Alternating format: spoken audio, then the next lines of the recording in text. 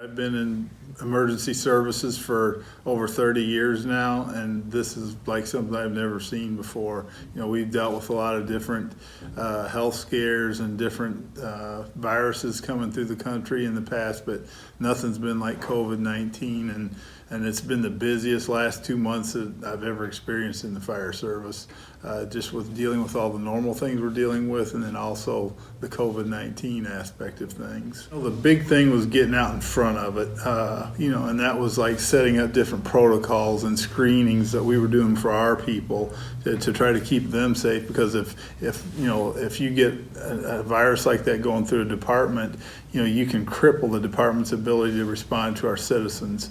And so, making sure that didn't happen here was one of our first priorities. And we were one of the first departments on the coast to institute different screening policies for how we were responding to incidents and, taking care of our people like that. And so I think that was one of the key reasons why we've been blessed to have nobody test positive at this point in the COVID-19 experience.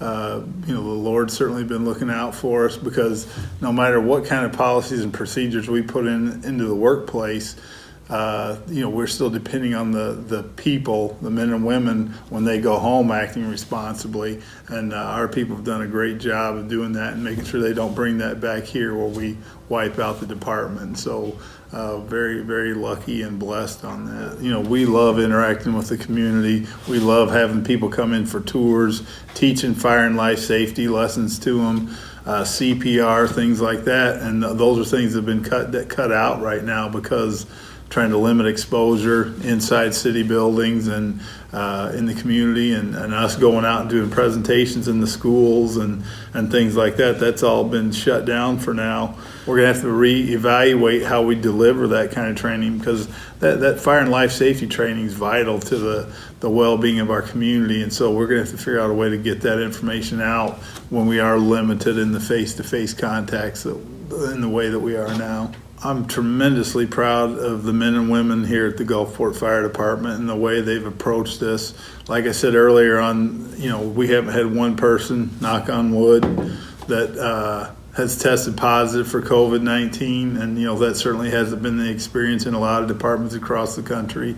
And part of that is because of the good work they're doing here while they're at work, but that personal responsibility when they're at home is equally as important. And so I'm just really proud of the way they've approached that. Our care for our citizens, the services we're providing haven't skipped a beat through this. And so we're very, very excited about still providing world-class life and fire safety for our community here.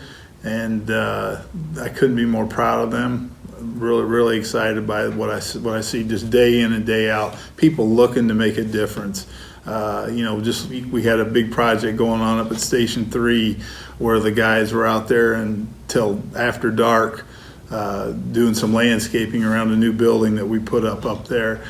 Here at Station 1, they just put a new shower in upstairs. And so, people are looking for ways to pitch in, and I'm super proud of them.